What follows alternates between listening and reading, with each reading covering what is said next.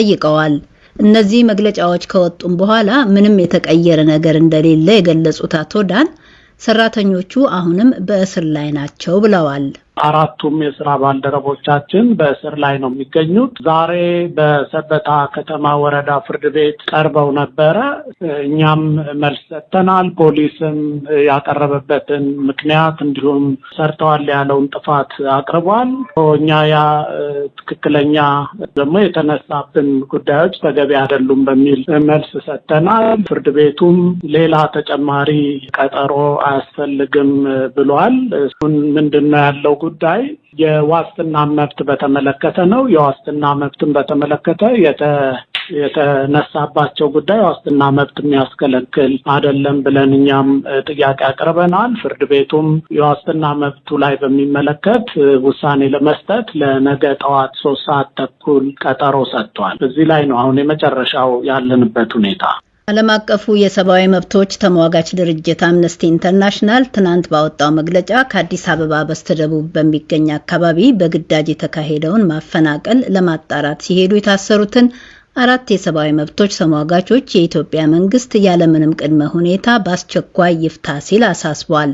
የድርጅቱ የምስራቅና የደቡባዊ አፍሪካ ዳይሬክተር ቲጀሬ ቻውታ እነዚህ 4 የሰብአዊ መብቶች ተከላካዮች እየተካሄደ ያለውን የጭካኔ የማፈናቀል እርምጃ እንዳያጋልጡና ሌሎችም የሰብአዊ መብቶች ስራዎቻቸውን እንዳይሰሩ ለመከልከል የኢትዮጵያ መንግስት ግልጽ ሙከራ እያደረገ ነው ማለታቸው በወጣው መግለጫ ተመልክቷል። የኢሰመጉ ዳይሬክተር አቶ ዳን ፖሊስ በሰራተኞቹ ላይ በ3 ዋና ዋና ጉዳዮች ላይ የምርመራ ጥያቄ ማቅረቡን ይናገራሉ። አንደኛው ለምርመራ የወጡት ባለሙያዎች ፎቶግራፍ አንስተዋል የሚል ነው። ፈቃድ ሳያገኙ ፎቶግራፎች አንስተዋል የሚል ነው። ሁለተኛው ደግሞ ራሱ የምርመራውን ስራ ለመስራት የፈቃድ ወረቀት እጃቸው ላይ የለም ወይም ደብዳቤ የሚል ነው። ሶስተኛው ደግሞ ለምርመራ የሄዱባቸው አካባቢዎች ላይ ፈረሳው ለምን ተካሄደ፣ በምን አግባብ ነው የሚል ፖሊስን ጥያቄ አቅርበዋል የሚል ነው። ሶስቱንም እንግዲህ እኛ የተነሱብንን ጥያቄዎች የህግ አግባብ ናቸው ብለን አናምንም።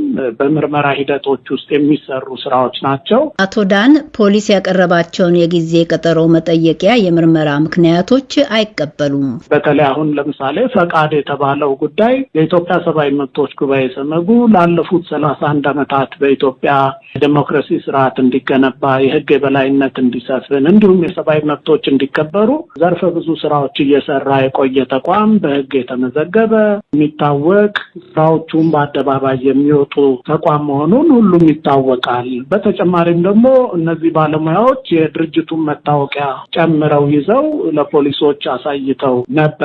ስለዚህ ከዚህ ውጪ ፈቃድ በምንም አግባብ መልኩ አያስፈልግም ወይም ደብዳቤ አያስፈልግም። እንደው ያስፈልጋል እንኳን ቢባል እዚህ ላይ በጣም ሊተኮርበት የሚገባው ነገር ያስፈልጋል እንኳን ቢባል ማክሲመም ማድረግ የሚችለው ፖሊስ ስራው እንዳይሰሩ መከልከል ነው። ይሄ ስራውን መከልከሉ ተገቢ ነው እያልኩ ሳይሆን ግን ማክሲመም መድረግ ቢቻል እንኳን የሚገባው የነበረው ስራው እንዳይሰሩ ማድረግ ይሄ ያስፈልጋቸዋል ብሎ እንዲያመጡ የሚያስፈልገውም ነገር ካለ መጠየቅ ነበረ። ነገር ግን ልክ ወንጀል እንደፈጸሙ ባለሙያዎቻችንን የመጡበትን ማንነታቸውን እያብራሩ ባለበት ሰዓት ላይ ወደ እስር ቤት መክተት ተገቢ አይደለም ብለን ነው።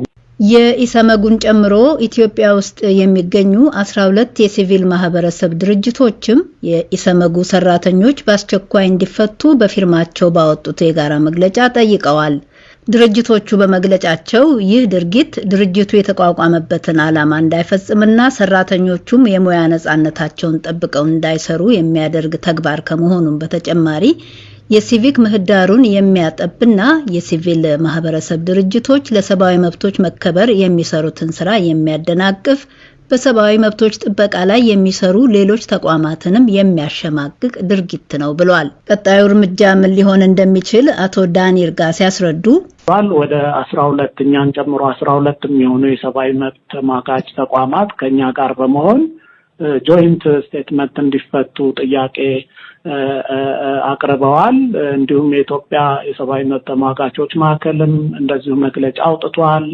ሚዲያዎችም በተደጋጋሚ ይህን ጉዳይ እየዘገቡት ነው። እኛም ከኦሮሚያ ክልል ፖሊስ ኮሚሽነር ጽሕፈት ቤት አንስቶ እንዲሁም ደግሞ የኢትዮጵያ ሰብአዊ መብት ኮሚሽን፣ የፍትህ ሚኒስቴር፣ የፌዴራል ፖሊስ እንዲሁም ሌሎች በርካታ ተቋማት ላይ ደብዳቤዎችንም በማስገባት እንዲፈቱ የበኩላቸውን ጥረት እንዲያደርጉ ስንጠይቅ ቆይተናል። ነገር ግን እስካሁን በዚህ ረገድ አልተሳካልንም። ስለዚህ ጠዋት ፍርድ ቤት በድጋሚ ስለሚቀርቡ እዛ ላይ ሌላው ቢቀር የዋስትና መብታቸው ተከብሮላቸው ይወጣሉ ብለን እናምናለን። ይህንን ነው የምንጠብቀው።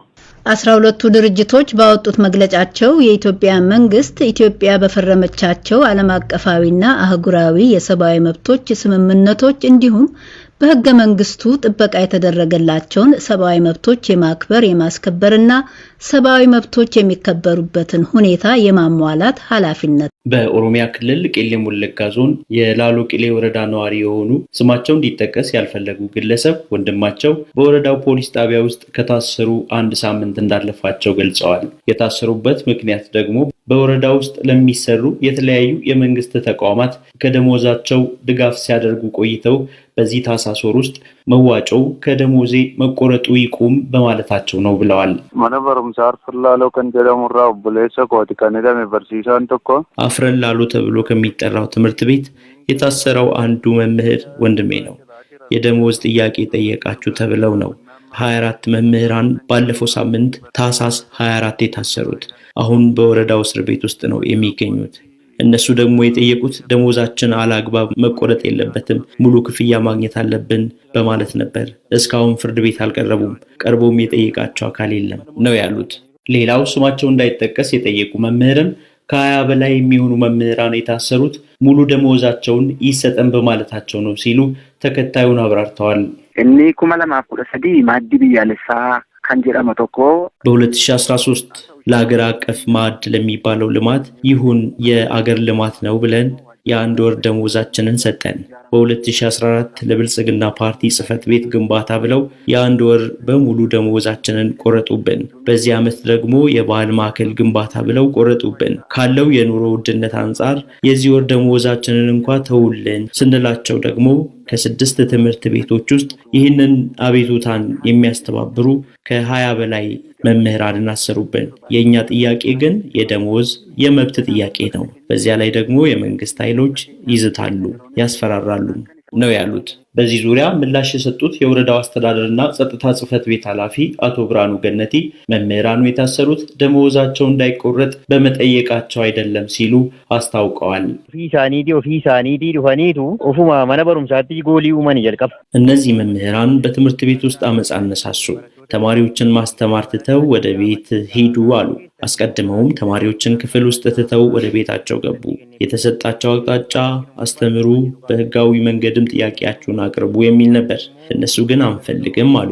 ስለዚህ የትምህርት ሂደቱን በማስተጓጎላቸው ነው የታሰሩት ነው ያሉት። አቶ ብርሃኑ አክለውም መምህራኑ ከእስር ቤት እንዲወጡ በተያዙበት ቀን ቢፈቀድላቸውም ፈቃደኛ ሳይሆኑ ቀርተዋል። አሁን በአባ ገዳዎችና ሀገር ሽማግሌዎች በኩል ችግሩ እንዲፈታና መምህራኑም ወጥተው ወደ መማር ማስተማር ተግባራቸው እንዲመለሱ ጥረት እየተደረገ ነው ሲሉም አክለው ገልጸዋል። በመምህራኑ መታሰር ሳቢያ በ6ቱም ትምህርት ቤቶች ትምህርት መቋረጡን ከመምህራንና መምህራን ከታሰሩባቸው ቤተሰቦች ለማወቅ ቢቻልም አቶ ብርሃኑ ግን ትምህርት እየተሰጠ ነው ሲሉ አስተባብለዋል። በዚህ ዙሪያ ከዞኑ ትምህርትና አስተዳደርና ጸጥታ ጽሕፈት ቤቶች ተጨማሪ ምላሽ ለማግኘት ያደረግነው የሰላም ስምምነቱ ተግባራዊነት የሚከታተልና የሚቆጣጠር ቡድን ከባድ የጦር መሳሪያዎቹ ትናንት ማክሰኞ ጥር 2 2015 ዓ.ም ርክክብ ሲፈጸም መመልከቱ ቡድኑን ወክለው የተገኙ ብርጋዴር ጀነራል አዳዋሉ ቡካን ፒተር በሰጡት መግለጫ አስታውቀዋል።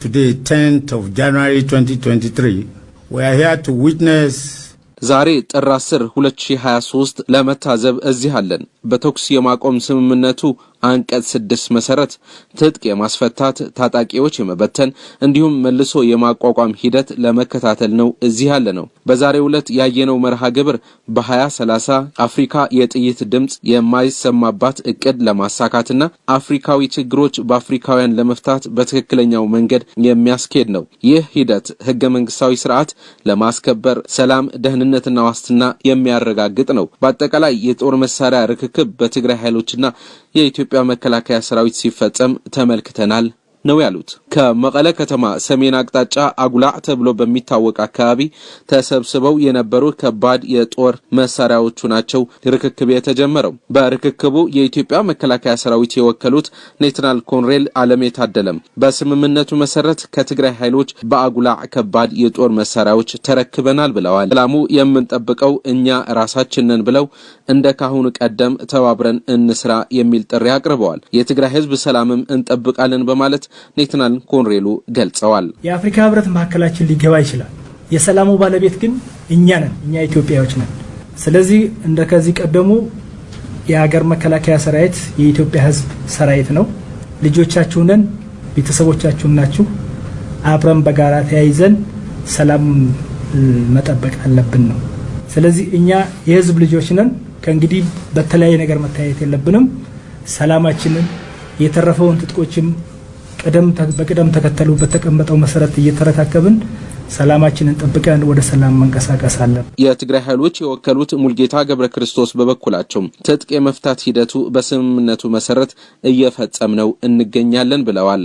ፕሪቶሪያ ናይሮቢን መሰረት ገይሩ ክፍጸም ዝግብኦ ኣብ መሬት ክወርድ ዝግብኦ ናይ ዲስአርማመንት ስራሕ በፕሪቶሪያና ናይሮቢ የተካሄደው የሰላም ስምምነት መሰረት መፈጸም የሚገባው የትጥቅ መፍታት ስራ በዛሬው ዕለት በይፋ ጀምረናል። ባጉላዕ ተሰብስቦ የነበረው ከባድ የጦር መሳሪያ ሁሉም የሚመለከተው አካል በተገኘበት በይፋ ተግባራዊ አድርገናል። ሰላማዊ የሆነ የርክክብ ጊዜ ነበረን። ሰላማዊ የሆነ የመተጋገዝ ጊዜ ነበረን። የጎደሉ አንዳንድ ነገሮች ካሉ በቀጣይ ልናስተካክላቸው እንደምንችል ታሳቢ በማድረግ ርክክቡ ጀምረናል ነው ያሉት። የአየር ኃይል ቦታዎች ጨምሮ ሌሎች የሚደረጉ ርክክቦች አሉ። እነሱም በቀጣይ እንሰራለን ያሉት ተወካዩ ካሁን በኋላ ለሰላም እንጂ ለሌላ ትንኮሳ ሳናስብ ልንሰራ ይገባል ብለዋል። የኢትዮጵያ